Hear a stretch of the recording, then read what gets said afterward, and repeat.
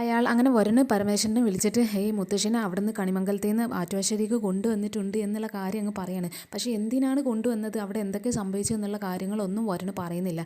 അപ്പോൾ ഇവരെ ഇങ്ങോട്ട് കൊണ്ടുവന്നു എന്നൊക്കെ പറയുമ്പോൾ പരമേശ്വരൻ പറയുന്നുണ്ട്, അതെന്തായാലും നന്നായി, മുത്തശ്ശിക്ക് ഒരുപാട് കാലമായി നിങ്ങളെ ഒന്ന് കാണണം എന്നുള്ള ആഗ്രഹമൊക്കെ ഉണ്ടായിരുന്നു, അതുകൊണ്ട് അവിടെ നിന്നോട്ടെ, ഞങ്ങൾ വന്നിട്ട് തിരിച്ച് കൊണ്ടുവന്നോളാം എന്നൊക്കെ അങ്ങനെ പറഞ്ഞിട്ട് ഫോൺ വെക്കുകയാണ്.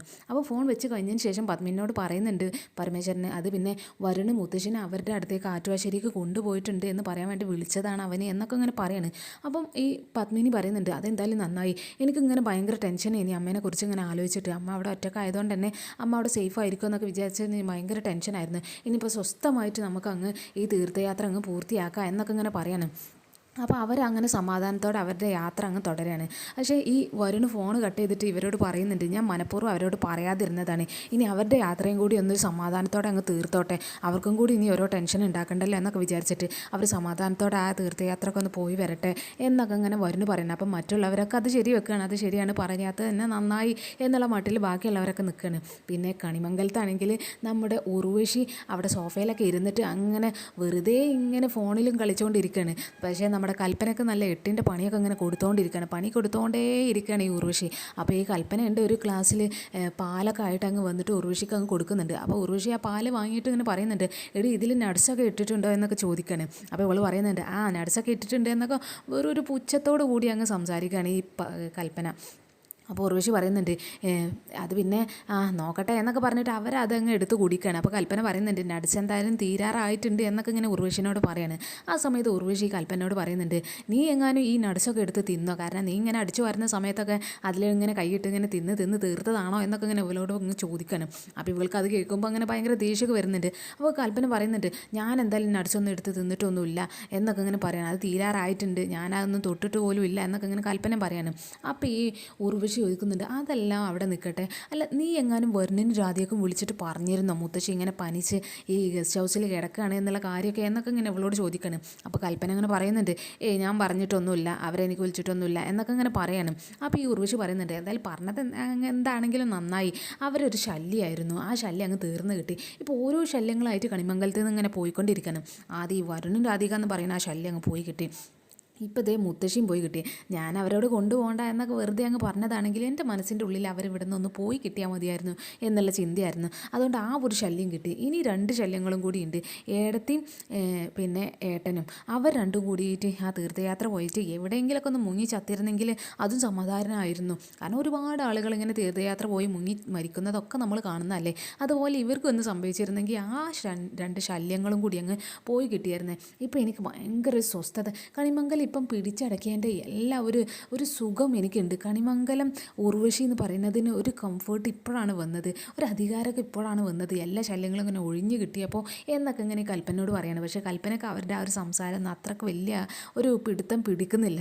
അപ്പോൾ ഈ ഉർവശി പറയുന്നുണ്ട്, പിന്നെ ഇപ്പം നല്ല സ്വസ്ഥമായിട്ട് അങ്ങ് ജീവിക്കാൻ തോന്നുന്നുണ്ട്, ഇപ്പോൾ ചന്ദ്രേട്ടനല്ല ഇവിടുത്തെ അവകാശം, ചന്ദ്രേട്ടൻ്റെ ഓഫീസിലുള്ള ആളുകൾക്കൊക്കെ ഫ്രീ ആയിട്ട് ഇങ്ങോട്ട് കയറി വരാം, അങ്ങനെ എന്തൊക്കെ സ്വാതന്ത്ര്യമുണ്ട്, പക്ഷേ ഇവരൊക്കെ ഉണ്ടാകുമ്പോൾ അതൊരു ശല്യമായിരുന്നു എന്നൊക്കെ ഇങ്ങനെ പറഞ്ഞ് ഇവർ ഓരോന്നിങ്ങനെ പറഞ്ഞുകൊണ്ടിരിക്കുകയാണ്. അപ്പം കൽപ്പന ഇവരുടെ ഈ അഹങ്കാരം എങ്ങനെ ഒന്ന് തീർന്നാൽ മതിയായിരുന്നു എന്നൊക്കെ ഇങ്ങനെ മനസ്സിലങ്ങ് ചിന്തിക്കുന്നൊക്കെ ഉണ്ട്.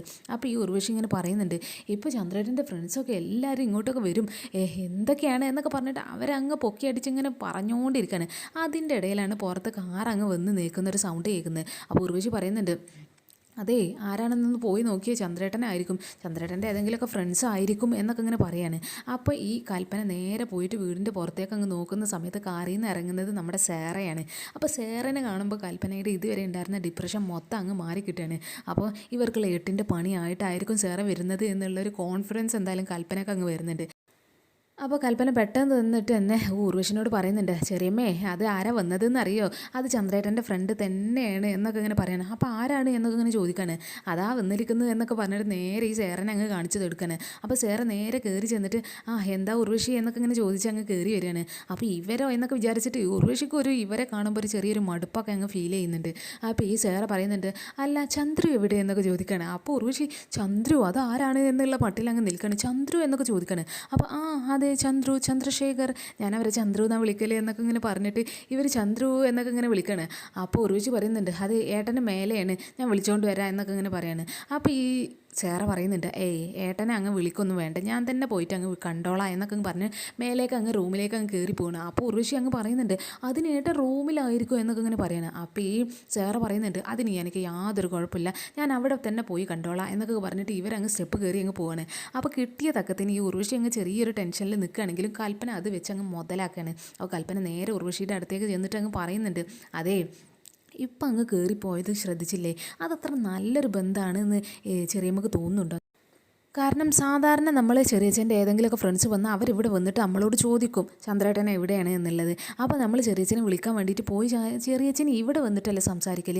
ഇത് എന്താണ് മേലെ റൂമിലേക്ക് അങ്ങ് കയറി പോകുന്നത്? അത്ര വലിയ പന്തിയുള്ളൊരു കാര്യമൊന്നും അല്ല. കാരണം പിന്നെ ഈ സേറ എന്ന് പറയുന്നത് ഇപ്പോൾ കണിമംഗലത്തിൻ്റെ മൊത്തം അവകാശിയല്ലേ. അപ്പോൾ ഇനി ചെറിയച്ഛനെയും കൂടി അവകാശിയായിട്ട് അങ്ങ് ഉൾപ്പെടുത്തിയിട്ട് ഉണ്ടാകുമോ എന്നൊക്കെ ഇങ്ങനെ ചെറിയൊരു സംശയങ്ങളൊക്കെ ഉർവശിക്ക് അങ്ങ് കൽപ്പന കുത്തി വെക്കുന്നൊക്കെ ഉണ്ട്. അപ്പോൾ ഈ ഉർവശി ഇങ്ങനെ ഓരോന്ന് ഇങ്ങനെ ചിന്തിച്ച് കൂട്ടുന്നുണ്ട്, കൽപ്പന ഓരോന്ന് അങ്ങ് ഇഞ്ചക്ട് ചെയ്ത് കയറ്റുന്നുണ്ട്. അപ്പോൾ ഈ ഉർവശിക്ക് അങ്ങ് കൺട്രോൾ പോവാണ്. അപ്പോൾ ഉർവശി പറയുന്നുണ്ട് എന്നാൽ പെട്ടെന്ന് തന്നെ നമുക്ക് അവിടെ മേലെ പോയി നോക്കാം, അവർക്ക് എന്താ പണി എന്നൊക്കെ അങ്ങനെ പറഞ്ഞിട്ട് ഇവരങ്ങ് പെട്ടെന്ന് അങ്ങ് കയറി പോവാണ്. അപ്പോൾ കൽപ്പന അങ്ങനെ മനസ്സ് വിചാരിക്കുന്നുണ്ട് ഇത് തന്നെ പറ്റിയ അവസരം എന്നൊക്കെ വിചാരിച്ചിട്ട് ഇവളും പിന്നാലെ അങ്ങ് വിടുകയാണ്. അപ്പോൾ രണ്ടുപേരും മേലേക്ക് ഓടുന്ന സമയത്ത് മേലെ ഹാളിൽ നോക്കിയിട്ടും അവിടെ സോഫയിലൊന്നും ഇവരാരും കാണാനില്ല. അപ്പോൾ തന്നെ ഉർവശി പറയുന്നുണ്ട് അല്ല കൽപ്പന ഇവരെവിടെ പോയി എന്നൊക്കെ ഇങ്ങനെ ചോദിക്കണേ. അപ്പോൾ കൽപ്പന പറയുന്നുണ്ട് വാ നമുക്ക് തിരഞ്ഞു നോക്കാം എന്നൊക്കെ ഇങ്ങനെ പറഞ്ഞിട്ട് ഇവർ എല്ലാ ഭാഗത്തും അങ്ങ് തിരഞ്ഞു നോക്കുകയാണ്. അപ്പോൾ ഈ കൽപ്പന ഇങ്ങനെ തിരഞ്ഞു നോക്കുന്നതിൻ്റെ ഇടയിൽ ഈ ഉർവശിയുടെ റൂമിൽ നിന്ന് ഇവരുടെ സംസാരം കേൾക്കുന്നുണ്ട്. അപ്പോൾ ഈ ചന്ദ്രശേഖരനെ ഈ സാറിനോട് ഇങ്ങനെ പറയുന്നുണ്ട് സാറാ നിനക്ക് ഈ സാരി നന്നായിട്ട് ചേരുന്നുണ്ട്, ഈ സാരിയിൽ നീ ഭയങ്കര സുന്ദരിയാണ് കേട്ടോ എന്നൊക്കെ ഇങ്ങനെ പറയാണ്. അപ്പോൾ ഈ സാറേയും പറയുന്നുണ്ട് താങ്ക് യു ചന്ദ്രശേഖർ എന്നൊക്കെ ഇങ്ങനെ പറഞ്ഞിട്ട് ഇവർ കുറച്ച് റൊമാൻറ്റിക് ആയിട്ട് ഇങ്ങനെ സംസാരിച്ചുകൊണ്ടിരിക്കുന്ന കാര്യങ്ങളാണ് എന്തായാലും കൽപ്പന കേൾക്കുന്നത്. അപ്പോൾ അത് കേൾക്കുമ്പോൾ പിന്നെ കൽപ്പനക്ക് ഭയങ്കര സന്തോഷമാവാണ്. കാരണം ഈ ഉർവശിയുടെ അഹങ്കാരത്തിന് പറ്റിയൊരു അവസരമാണ് ഇപ്പോൾ വന്ന് കിട്ടിയത് എന്നുള്ളൊരു ചിന്തയാണ് എന്തായാലും കൽപ്പനക്ക് വരുന്നത്. അപ്പോൾ കൽപ്പന പെട്ടെന്ന് തന്നെ ചെറിയമ്മ എന്നൊക്കെ പറഞ്ഞിട്ട് പോവാണ്. അപ്പോൾ ചെറിയമ്മ അവരെവിടെയാണെന്നുള്ള സ്ഥലം കിട്ടി എന്നൊക്കെ ഇങ്ങനെ പറയുന്നത്. അപ്പോൾ ഉർവശി ചോദിക്കുന്നുണ്ട് അല്ല എവിടെയാണ് അവർ, ഇനി ഞാൻ കണ്ടില്ലല്ലോ എന്നൊക്കെ ഇങ്ങനെ പറയണം. അപ്പം തന്നെ ഈ കൽപ്പന പറയുന്നുണ്ട് അതേ ചെറിയമ്മേരെ ബെഡ്റൂമിലുണ്ട് അവർ രണ്ടുപേരും എന്നൊക്കെ ഇങ്ങനെ പറയുന്നത്. അപ്പോൾ ഈ ഉർവശി അങ്ങ് ഞെട്ടുന്നുണ്ട്, ബെഡ്റൂമിൽ അവർക്ക് എന്താ എൻ്റെ ബെഡ്റൂമിൽ കാര്യം എന്നൊക്കെ ഇങ്ങനെ ചോദിക്കാണ്. അപ്പോൾ പിന്നെ ഉർവശിയുടെ കൽപ്പന പറയുന്നുണ്ട് എന്താ അറിയില്ല അവരെന്തൊക്കെയാണ് ഇങ്ങനെ സംസാരിച്ചുകൊണ്ടിരിക്കുന്നുണ്ട്, പോയി നോക്കുക എന്നൊക്കെ ഇങ്ങനെ പറയുമ്പോൾ അവർ ആ റൂമിൻ്റെ ഉള്ളിൽ നിന്ന് പുറത്തേക്ക് ഇങ്ങനെ അവർ റൊമാൻറ്റിക് ആയിട്ട് ഇങ്ങനെ സംസാരിക്കുന്നതാണ് കാണുന്നത്. നീ ഭയങ്കര സുന്ദരിയാണല്ലോ, നിങ്ങൾ ഭയങ്കര തമാശയാണല്ലോ എന്നൊക്കെ ഇങ്ങനെ പറഞ്ഞിട്ട് അങ്ങനെയുള്ള ഓരോ കാര്യങ്ങളൊക്കെ ഇങ്ങനെ സൗണ്ട് കേൾക്കുമ്പോൾ പിന്നെ ഉർവശിക്ക് കൺട്രോൾ അങ്ങ് പോവാണ്. അപ്പോൾ ഡോർ ഒറ്റയടിക്ക് അങ്ങ് തുറന്നിട്ട് ചന്ദ്രേട്ടാ എന്നൊക്കെ പറഞ്ഞിട്ട് കലി തുള്ളി അങ്ങ് ഉർവശി വാതിലങ്ങ് തുറക്കാണ്. അപ്പോൾ ഇവർ രണ്ടുപേരും അവിടെ കട്ടിലിൽ ഇങ്ങനെ ഇരുന്നിട്ട് ഇങ്ങനെ സംസാരിച്ചുകൊണ്ടിരിക്കുകയാണ്. അപ്പോൾ പെട്ടെന്ന് തന്നെ ഉർവശി ഒരു മുന്നറിയിപ്പും ഇല്ലാതെ ഡോർ അങ്ങ് തുറക്കുമ്പോൾ ഇവർ രണ്ടുപേരും പെട്ടെന്ന് അങ്ങ് എണീക്കുകയാണ്. എന്നിട്ട് ഇവരോട് ചോദിക്കുന്നുണ്ട് എന്താ ഉർവശി എന്നൊക്കെ ഇങ്ങനെ ഈ ചന്ദ്രശേഖരൻ അങ്ങ് ചോദിക്കുകയാണ്. അപ്പോൾ ചന്ദ്രശേഖരനോട് ഉർവശി പറയുന്നുണ്ട് ചന്ദ്രേട്ടൻ ഇവിടെ എന്താ ഈ കാണിച്ചുകൊണ്ടിരിക്കുന്നത് എന്നൊക്കെ ചോദിച്ചിട്ട് അവരെ അങ്ങ് ചോദ്യം ചെയ്യാണ്.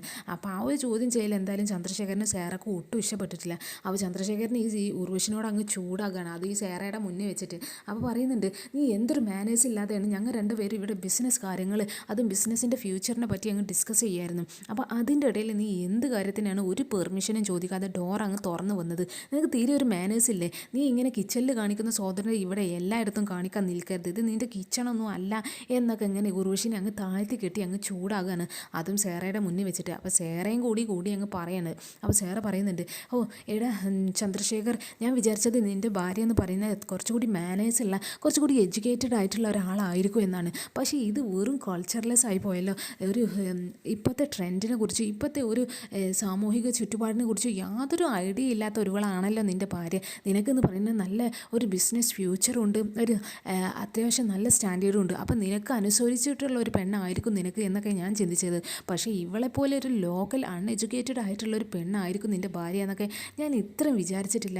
ഇവർക്ക് ഇത്രയും ചീപ്പ് മൈൻഡാണോ? അത് ഈ കിച്ചണിൽ ഇങ്ങനെ നിന്നുകൊണ്ടിരിക്കുന്ന ഇങ്ങനെയുള്ള ലോക്കൽസിന് മാത്രമേ ഇങ്ങനെയുള്ള തേർഡ് ക്ലാസ് മൈൻഡൊക്കെ ഉണ്ടാവുകയുള്ളൂ എന്നൊക്കെ ഉർവശിയെ പറ്റി അങ്ങ് കൽപ്പനയുടെ മുന്നിൽ വെച്ചിട്ട് ഈ സേറയും കൂടി അങ്ങ് പറയാണ്. അപ്പോൾ ഇതൊക്കെ കേട്ടിട്ട് ഈ ഉർവശിക്ക് അങ്ങ് ഭയങ്കര ടെൻഷൻ ആവുന്നുണ്ട്. അതും ചന്ദ്രശേഖരന് കൂടി അങ്ങ് ഉർവശിനെ ചീത്ത പറയും.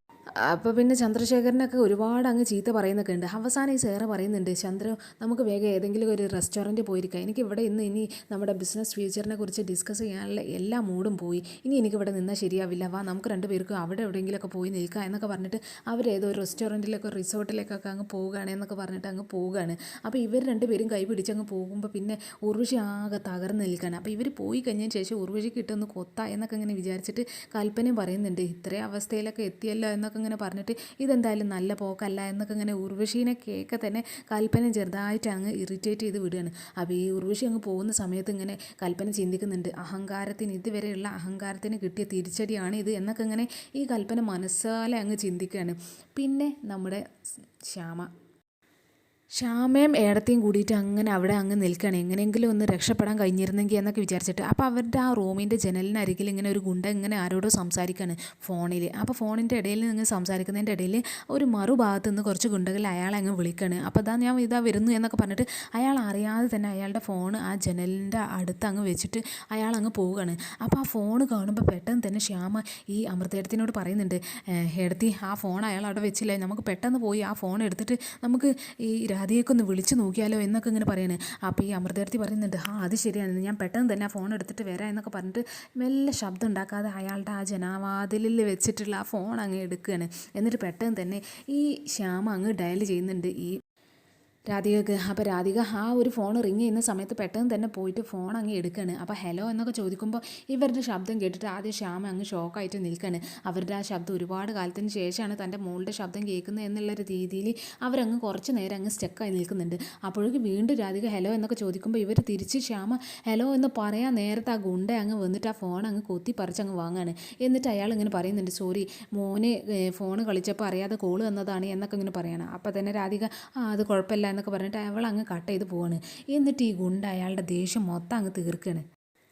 അയാൾ ഇവരോട് അങ്ങ് കാരത്ത് സംസാരിക്കുന്നുണ്ട്, അതൊരു കത്തി വെച്ചിട്ട് അയാളുടെ കഴുത്തിൽ അങ്ങ് വെക്കുകയാണ്. എന്നിട്ട് പറയുന്നുണ്ട്, അല്ല നീ എന്താണ് ഇപ്പോൾ രക്ഷപ്പെടാൻ വേണ്ടി ശ്രമിച്ചതാണോ, ഞങ്ങളോട് ഞങ്ങളുടെ മുതലാളി നിങ്ങൾ രണ്ടുപേരും കൊല്ലണ്ട എന്ന് പറഞ്ഞുകൊണ്ടാണ് ഇതുവരെ കൊല്ലാതിരുന്നത്, പക്ഷേ ഇങ്ങനെയുള്ള പണികൾ എന്തെങ്കിലുമൊക്കെ ഇനി കാണിക്കാൻ നിന്നാലേ നിങ്ങളത് ഈ പാട്ട് പാടുന്ന നിങ്ങളുടെ ഈ ചങ്ക അങ്ങ് ഞങ്ങൾ കുത്തി അങ്ങ് മലർത്തി ഇനി മണ്ണിനടിയിലാക്കും രണ്ടുപേരെയും, അതുകൊണ്ട് ഇനി ഇങ്ങനെയുള്ള എന്തെങ്കിലും വിളച്ചിലൊന്നും എടുക്കാൻ നിൽക്കണ്ട എന്നൊക്കെ ഇവർക്ക് അങ്ങ് വാണിംഗ് ഒക്കെ കൊടുക്കുന്നുണ്ട്. പിന്നെ നമ്മുടെ ആറ്റുവാശ്ശേരിയിൽ ഈ വരുണും രാധികയും കൂടിയിട്ട് മുത്തശ്ശിയുടെ മൈൻഡൊക്കെ ഇങ്ങനെ മാറ്റാൻ വേണ്ടി ശ്രമിക്കുന്ന കണ്ട്, എങ്ങനെയെങ്കിലും മുത്തശ്ശിയുടെ മൈൻഡൊക്കെ മാറ്റി അങ്ങ് റെഡി ആയിരുന്നെങ്കിൽ എന്നൊക്കെ വിചാരിച്ചിട്ട് അങ്ങനെ മൈൻഡ് മാറ്റാൻ നിൽക്കുകയാണ്. പക്ഷേ ഈ മുത്തശ്ശിയുടെ മൈൻഡ് ഒരുപാട് ഈ കണിമംഗലത്ത് അങ്ങ് സ്റ്റക്കായി നിൽക്കുന്നുണ്ട്. അപ്പോൾ വരുണ് പറയുന്നുണ്ട്, ആ കണിമംഗലത്തുള്ള മുത്തശ്ശിയുടെ മൈൻഡൊക്കെ ഒന്ന് വിട്ടിട്ട് ഇനി ഇവിടെ ആറ്റുവാശ്ശേരിക്ക് പോകാം, നമ്മുടെ കൂടെ ഇങ്ങനെ കൂട്, നമ്മളെ ഈ ബിസിനസ്സൊക്കെ ഇങ്ങനെ വളർത്താൻ എന്തായാലും മുത്തശ്ശിയും കൂടി വാ എന്നൊക്കെ ഇങ്ങനെ പറയുന്നത്. അപ്പോൾ രാധികൻ പറയുന്നുണ്ട്, ഇനി മുത്തശ്ശിയാണ് നമ്മുടെ മാനേജർ, ഞാൻ മുത്തശ്ശിക്കാണ് ഈ മാനേജർ ഡ്യൂട്ടി തരുന്നത്, ഞങ്ങൾ എന്തെങ്കിലുമൊക്കെ കുക്ക് ചെയ്യുന്ന സമയത്തൊക്കെ ആരെങ്കിലുമൊക്കെ കോൾ അറ്റൻഡ് ചെയ്യുക, എന്നിട്ട് ഓർഡർ എടുക്കുക, എന്നിട്ട് ഞങ്ങളോട് വന്ന് പറയുക, ഇതാണ് ഇനി മുത്തശ്ശിയുടെ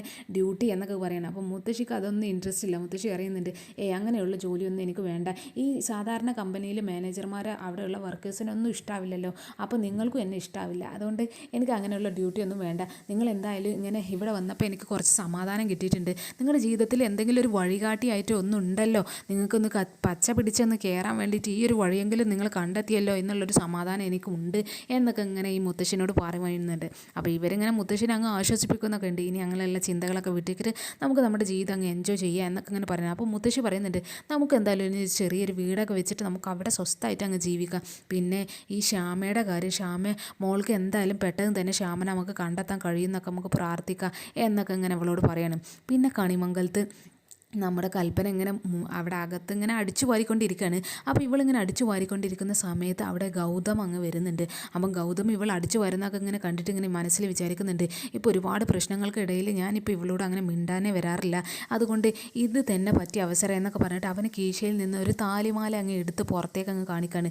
എന്നിട്ട് ആ താലിമാലയും കൊണ്ടിട്ട് നേരെ ഈ കൽപ്പനയുടെ അടുത്ത് അങ്ങ് ചെല്ലുന്നുണ്ട്. അപ്പോൾ കൽപ്പനയോട് പറയുന്നുണ്ട്, കൽപ്പനെ അമ്മ നിനക്ക് ഒരുപാട് പണികളൊക്കെ തരുന്നുണ്ടല്ലേ എന്നൊക്കെ ഇങ്ങനെ പറയാണ്.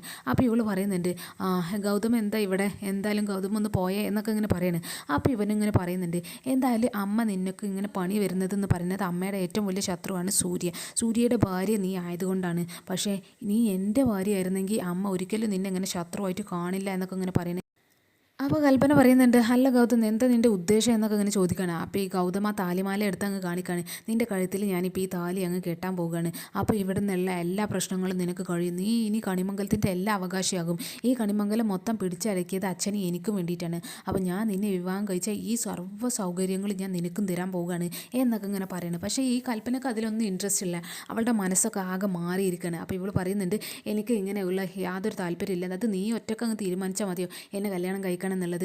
പണ്ട് ഞാൻ അങ്ങനെ പറഞ്ഞിട്ടുണ്ട് എന്നൊക്കെ വിചാരിച്ച് എനിക്കിപ്പോൾ സമ്മതമല്ല എന്നുള്ള കാര്യം എന്തായാലും കൽപ്പന അങ്ങ് പറയുന്നുണ്ട്. പക്ഷേ ഗൗതം ആണെങ്കിൽ വിടുന്നില്ല. ഗൗതം ബലമായിട്ട് അവളെ അങ്ങ് പിടിച്ച് വെച്ചിട്ട് താലി കെട്ടാൻ പോകണം. അപ്പോൾ ഈ കൽപ്പന പറയുന്നുണ്ട്, ഗൗതം നീ എന്തൊക്കെയാണ് കാണിക്കുന്നത് എന്നൊക്കെ ചോദിച്ചാൽ അവനെ അങ്ങ് ഷൗട്ട് ചെയ്യണം. അപ്പോൾ ഇവന് പറയുന്നുണ്ട്, ഞാൻ നിന്നെ എന്തായാലും താലി കെട്ടാൻ പോവുകയാണ് എന്നൊക്കെ ഇങ്ങനെ പറയാണ്. ഇവിടെ ആരാ തടയാനുള്ളത് എന്നൊക്കെ ഇങ്ങനെ പറഞ്ഞിട്ട് ഇവൻ താലി കെട്ടാൻ നിൽക്കുന്ന സമയത്താണ് എന്തായാലും എപ്പിസോഡ് അവസാനിക്കുന്നത്. അപ്പോൾ ഇനി ഈ കൽപ്പനക്ക് ആകെ പെട്ട അവസ്ഥയാണ്. കാരണം ആരെങ്കിലും കണ്ടാലും പ്രശ്നം, കണ്ടിട്ടില്ലെങ്കിലും പ്രശ്നം. കണ്ടാൽ അവൻ അവൻ്റെ പഴയ അവർ തമ്മിലുള്ള ബന്ധങ്ങളൊക്കെ എല്ലാവരോടും പറയും എന്നുള്ളൊരു ഭീഷണിയും കൊടുത്തിട്ടുണ്ട്. ഇനി കണ്ടിട്ടില്ലെങ്കിൽ അവൻ അവളുടെ കഴുത്തിൽ താലി കെട്ടും ചെയ്യും. അപ്പോൾ ഇനി എന്തൊക്കെ സംഭവിക്കുകയൊക്കെ നമുക്ക് നാളത്തെ എപ്പിസോഡിൽ കാണാം. അപ്പോൾ നാളത്തെ എപ്പിസോഡിലാണെങ്കിൽ പിന്നെ സേറയുടെ അടുത്തേക്ക് ഒരു മുഖം മൂടിയൊക്കെ ഇട്ടിട്ടൊരു ചെക്കനൊക്കെ വരുന്നുണ്ട്. അപ്പോൾ അത് ആരാണ് എന്നൊക്കെ നമുക്ക് കാത്തിരുന്ന് തന്നെ കാണാം. ഇനി അത് സേറ ഇനി അവരുടെ ഒരു കൂട്ടാളിയായിട്ടുള്ള ആണാണോ അതോ സേറയുടെ ശത്രുവാണോ എന്നൊക്കെ നമുക്ക് നോക്കി തന്നെ കാണാം. അപ്പോൾ ഇന്നത്തെ എപ്പിസോഡ് ഇവിടെ അവസാനിച്ചിരിക്കുകയാണ് ഗൈസ്. അപ്പം നാളെ കാണാം. Okay, bye all.